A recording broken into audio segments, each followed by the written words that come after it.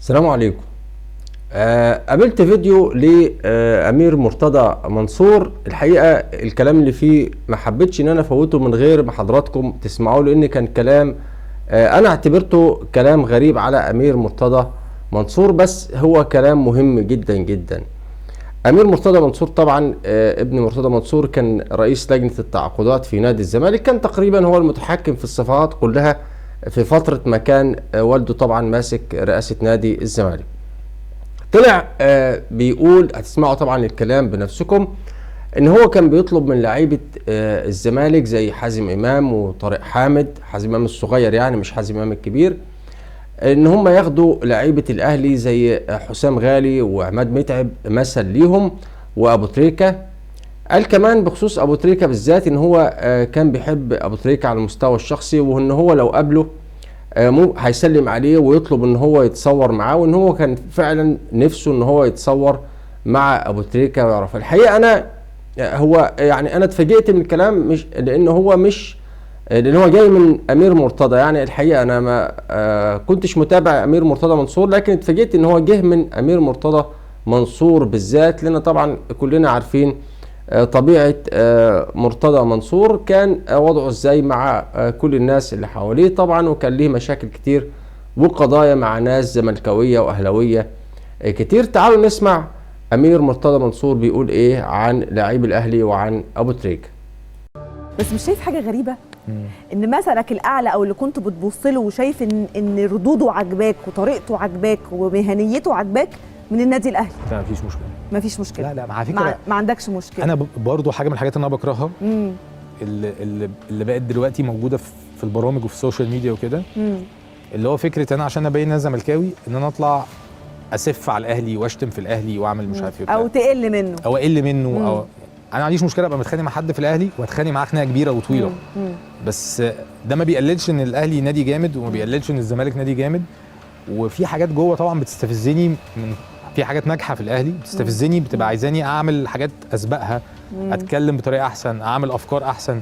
فلا ما عنديش العقده دي خالص. وعندي ناس كتيره جدا في الاهلي، مش برضه هقول الكلام الكلاشيه اللي هو اصحابي واخواتي والكلام ده كله، لا عندي ناس كنت واخدهم رول موديل لناس في الزمالك، بقول لهم عايزين نبقى زي دول.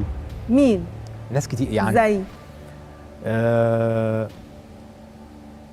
حسام غالي مثلا. حسام غالي كنت بتقول لي مين خليك زي حسام غالي؟ بص على حسام غالي وخليك زيه. ناس برضو عندي في الزمالك، مين؟ حازم امام الصغير، طارق حامد. كنت بقول لهم لان دول من الكباتن الفرقه، بصوا عليه بصوا بيغل ازاي علينا، بصوا بيلم الفرقه ازاي، بصوا هو ازاي شخصيته ان هو قوي بس في نفس الوقت اللعيبه بتحبه وبتحترمه. عندهم نماذج ناجحه بحبها يعني. عماد متعب، محمد شوقي، ابو تريكه.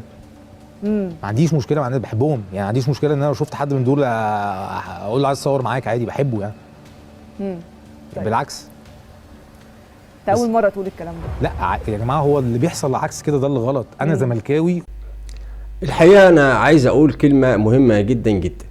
هو اي شخص في اداره نادي الزمالك لما بيكون في موقع المسؤوليه بيكون لكلامه وافعاله حساب جديد كبير، وبيخاف ان هو يزعل جماهير الزمالك، فما بيقولش كلام كتير عن اداره النادي الاهلي او لاعبي النادي الاهلي.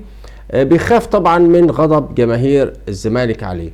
لكن لما بيبقى خارج موقع المسؤوليه وتيجي تتكلم معاه بيتكلم بصدق وبكل صراحه، وبيقول اللي هو في قلبه، اللي هو حاسس بيه فعلا تجاه لاعبي او اداره النادي الاهلي. لان مفيش شك يا جماعه، خلينا نكون صريحين، ان اداره الاهلي من انجح ادارات الانديه، ان لم تكن انجحها على الاطلاق في افريقيا باكملها، مش في نادي في مصر بصفه خاصه. لا، اداره النادي الاهلي تعتبر انجح اداره احترافيه في موجوده على مستوى افريقيا، ولها سمعه عالميه كمان، يعني بشهاده لاعبين ومدربين اجانب وعرب وافارقه. كمان النجاح بتاعها بيجي من البطولات الموجوده اللي احنا بنشوفها كل عام بيحققها النادي الاهلي، على المستوى المصري، على المستوى الافريقي، المشاركه في كاس العالم مرارا وتكرارا، انجاز ثالث العالم اكتر من مره. يعني كل ده بيخلي لاعبي الاهلي واداره الاهلي نموذج لاي نادي او اي اداره اخرى ممكن تحتذي بيه.